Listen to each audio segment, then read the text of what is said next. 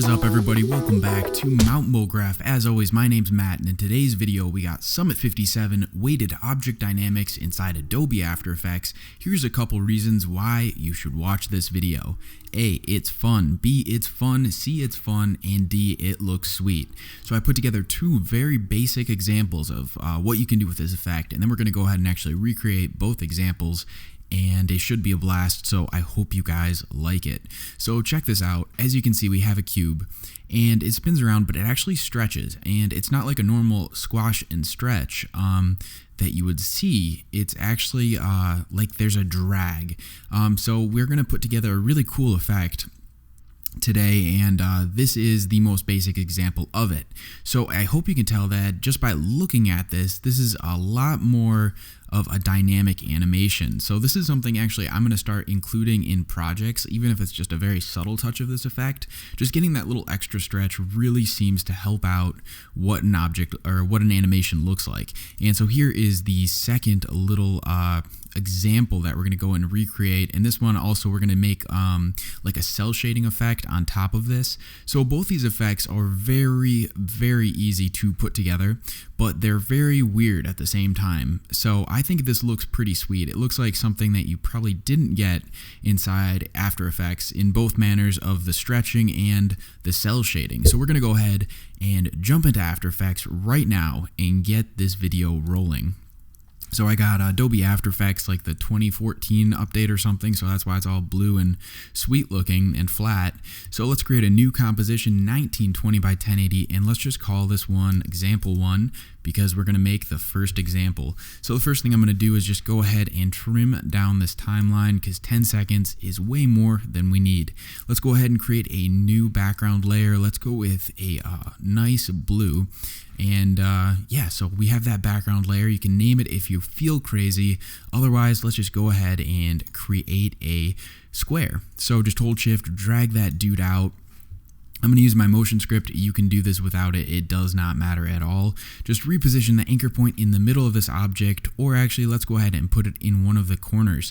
Whatever corner you want. I'm going to go and put it in this bottom corner over here, and that's just going to create a nice, easy, funny animation. Hopefully, we'll see.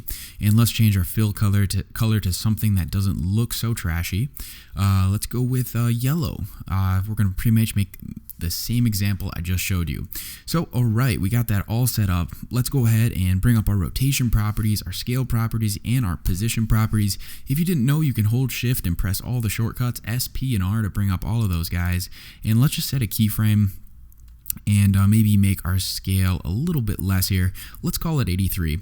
So we're going to put together just a quick little animation. Let's just drag it forward a little bit, give it some room to breathe, and maybe go forward to about a second. And all we're going to do is just drag our square across the screen, bring up your rotation tool, and rotate this guy. Let's call it... what do we want to call it here? Let's call it to 225 degrees seems good.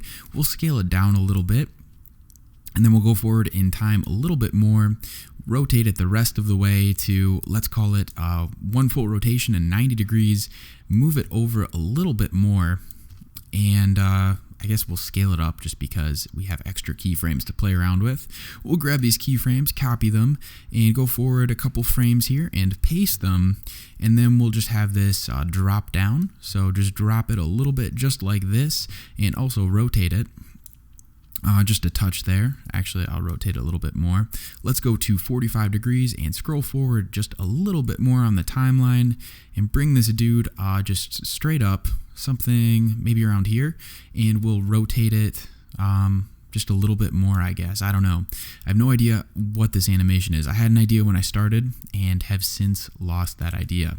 So that looks pretty sweet. Let's go ahead and just add a little Bezier curve to our animation, if I can grab that handle, and we'll just see how this is looking right off the bat.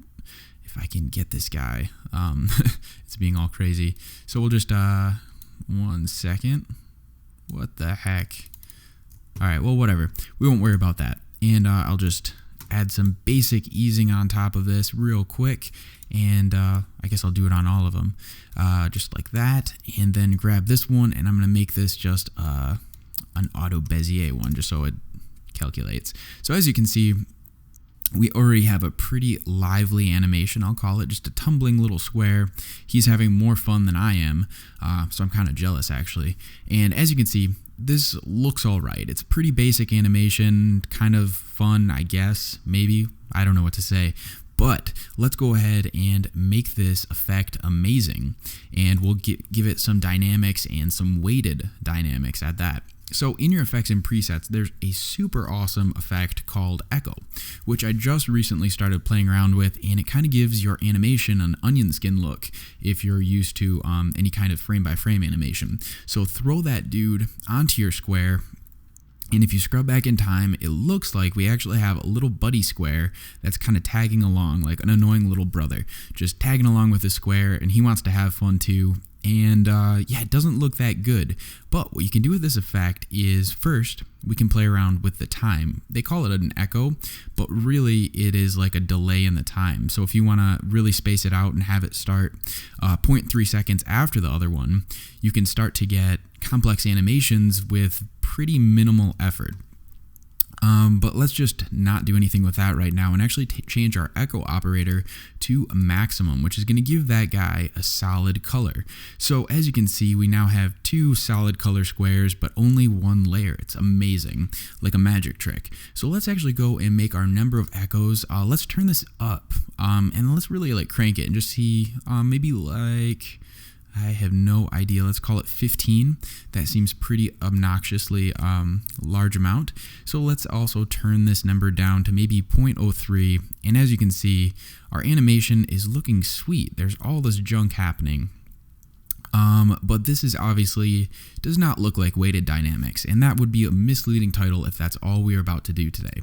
So let's go ahead and mess around with our time, or our echo time, and see what number works for us. So this does take a little bit of playing.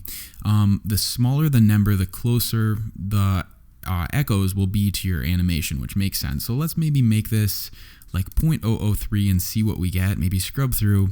And, well, really nothing's happening. They're just sandwiched right on top of here, as you can see. So why don't we go ahead and make this like 0.006. That seems pretty good. And now we have a nice little fan, which is pretty exceptional. Too bad it's about to be winter. So we now have a sweet little animation that seems to be, well, it does just look like a doubled animation.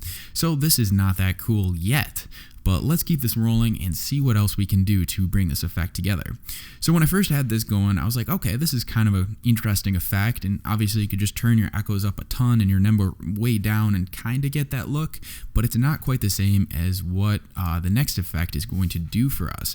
So if we go ahead and grab a matte choker, which is typically used for green screening, you can actually squish some of these values into each other. So let's go ahead and start messing around with stuff, and I pretty much played around with these properties to see how they affected the object until I just like found a look I was happy with. So I definitely recommend playing around with this and doing a little bit more than these kind of simple examples. So I'm going to just turn this geometric softness up until these edges, as you can see, kind of smooth out. And just with that even, we're starting to get a pretty solid looking effect. So let's turn this up to, make it real smooth. We'll turn it up to 24. It's a little bit fuzzy, but we'll just see. All right, so now we're starting to get a pretty solid stretch. And this is looking now like one object, except for this part back here. So let's go ahead and just take a look at the bad parts. That's the easiest way to fix an animation. If you just go to a part you don't like and kind of tweak that till it starts to look a little bit better. And let's turn our choke maybe, let's see what down does. Seems to sharpen it, and up seems to minimize it. So let's maybe turn it up just to something kind of reasonable. A reasonable being 65, because that's the number I've found. And then let's go ahead and turn our gray level softness. What does this do here? See, this is like, it's just kind of fun to play with. So what I did was bad. Let's leave it at 10%. And what was the other one I played around with? I think it was the second choke. And we'll turn this up to, let's call it 0. Let's call it 0. I think, actually no, I'm positive now. I totally forgot what the next effect was. So that was pretty good. I was happy with this effect, and I was like, okay, kind of getting the stretch. How could I smooth this out more? I thought about stacking the matte choker, and then I was like, wait a second, throw back to one of the old summits if you guys ever saw it. We'll use our simple choker, once again, typically used for green screening. So we'll throw that on there and just go ahead and choke the matte up to... Let's see, we'll wait until it smooths out our animation.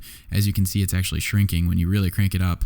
Let's just turn it down till our edge is smooth of the bad part, and we'll assume the rest is looking pretty good.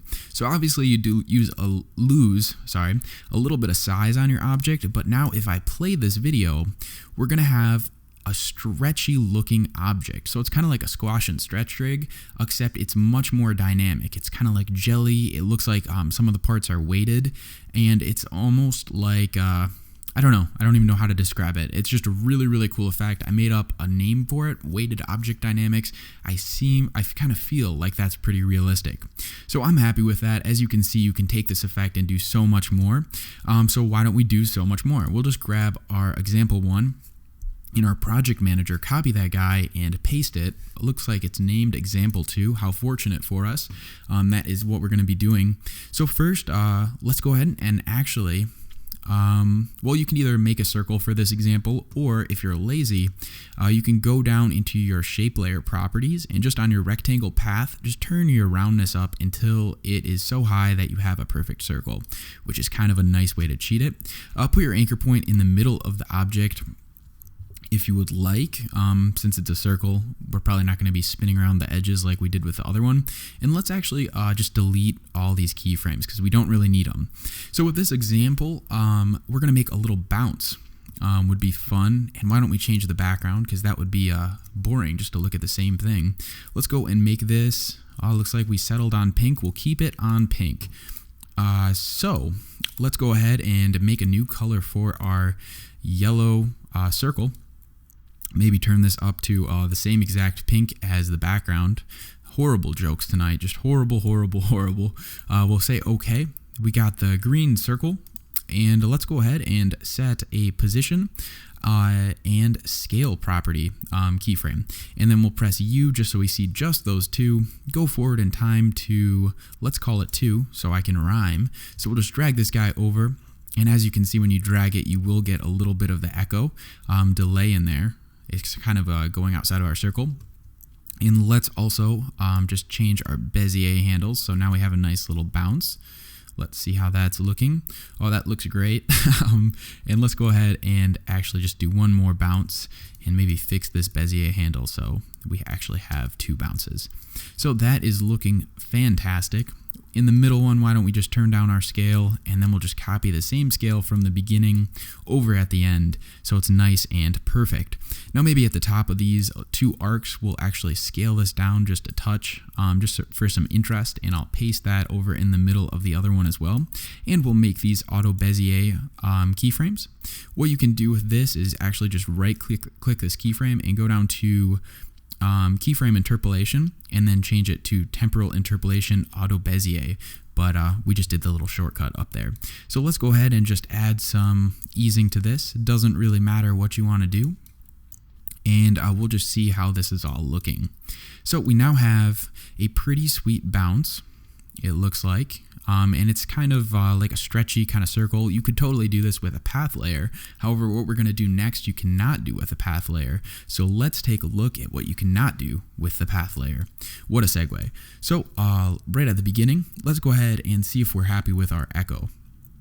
I would say we really don't need as many copies as we have, since it's kind of close together for the speed we did, just with the length of the animation. So why don't we turn this down a little bit, because it's just kind of a wasting computer memory until you have something still kind of smooth. It looks like 8 will work for me, so I'll leave it at 8. On the matte choker, we can go ahead and see how this is all looking. I actually don't see too many problems in here, which is great. So I'm actually going to just say it is fine as is. So let's grab an emboss effect and try to get this cell animation look together. So I'm going to grab the stylize emboss and just drop it onto this panel, and all of a sudden we have a horrible looking object.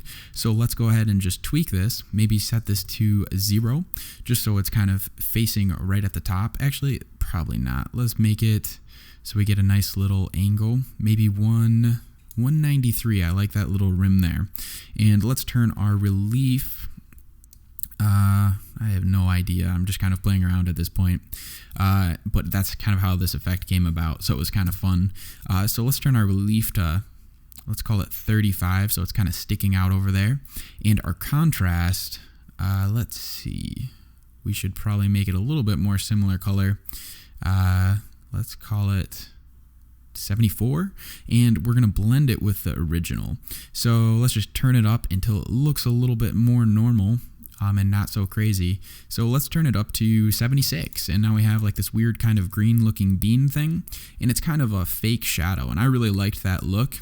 It looked like we spent more time drawing it, but we obviously didn't. So the emboss effect, great work. That is total boss effect.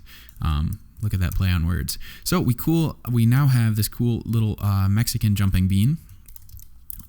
What else should we add to this? It might be fun to have a little drop shadow on here. So let's grab a drop shadow effect, drop it on there because it's a drop shadow. Ooh, my jokes are terrible tonight. I hope I don't have to listen back to this video and just feel horrible. So we'll turn it to, yeah, I guess 0 looks good. So it's kind of at the top of here, just like a little rim light or something. And let's just leave it default. That seems cool. And so now, in order to get a cool effect, let's go ahead and actually just duplicate this layer. So we'll duplicate it and just change this color to, let's call it purple. And you can do two things. You can either stagger this layer just by dragging it, so it's actually delayed, or you can just change your easing, or you can move your keyframes. You have options here. So I'm gonna actually just change these keyframes a little bit so it's actually in front of my other object. And that looks pretty good. Something like this. So let's check it out. We now have our beans that are jumping around in this cool kind of cell shading look. I'm pretty dang happy with that. Let's go ahead and also add just one more layer. And actually this purple layer looks terrible, so let's change it to something brighter. So it's actually just shades of green in here. So that is great. Let's go ahead, duplicate this middle one and just drag it down to the bottom here. Press U to see all your keyframes, and we'll change the interpolation so it's actually a little bit slower or faster depending on what you're looking for. Yeah, I'm not sure how to do commentary on this video because it was just like a fun effect that I had a lot of fun making. So I was really hoping you guys would also have fun with it. So let me know in the comments below if this was interesting or you found a good use for it in your own animations. I think it is a super fun effect. So let's see. I guess we'll end up going with red. All right, so now we have this animation. It's kind of staggered. It looks all right. I probably could have done a lot better, but this is the gist of it. And as you can see, you can start to really layer this and get this cool kind of stretching look. So when I'm looking at this, one of the things I saw was that sometimes it kind of separates. Like it's not as close as I want it to be, and I want it to kind of look like it's dripping. So let's actually drag this layer, I guess this layer. Yeah, I might have to reorganize it depending on what kind of look you're going for. But I wanted the red one in front. So as you can see, we kind of have like this waterfall, but it almost looks separated right in the middle. So I do not like that. So let's go ahead and actually grab all of these shape layers here and do Shift-Command-C to pre-compose them. We can just call it pre-comp 1 because that seems great. And let's go ahead and grab the wonderful effect, this simple choker, one more time because that always seems to fix the problem when there is one. Throw it on there and just turn it up until you're happy with the look. And there we go. That looks way better. It's now all smooth, almost like a weird bowling pin. And now when we play it back, it kind of has this globby kind of jump to it. And with that nice dark drop shadow down at the bottom, I just pointed at the screen like you guys could see, but with that drop shadow at the bottom, we're starting to get a very cool look. So with cell shading, you can often really see the outline of the edges. Luckily for us, we'll once again hit up the effects and presets and type in find edges, and throw that style onto our effect.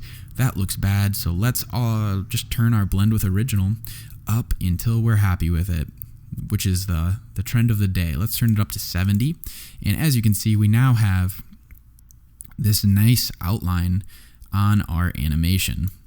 And there we go. With no time at all, we've created a totally epic cell shading, stretchy, weighted object dynamic animation inside After Effects. And with these two simple examples, I really hope you can apply this to your more complex animations and have a lot of fun with it. Anyway, this was Matt from Mount MoGraph. If you liked this video, leave a like. That's how I know you guys liked it. Duh. But thanks a lot for checking it out. And if you would like to see more videos of fun little effects, yeah, subscribe to the channel and I'll keep them coming. Thanks a lot, guys. Peace out.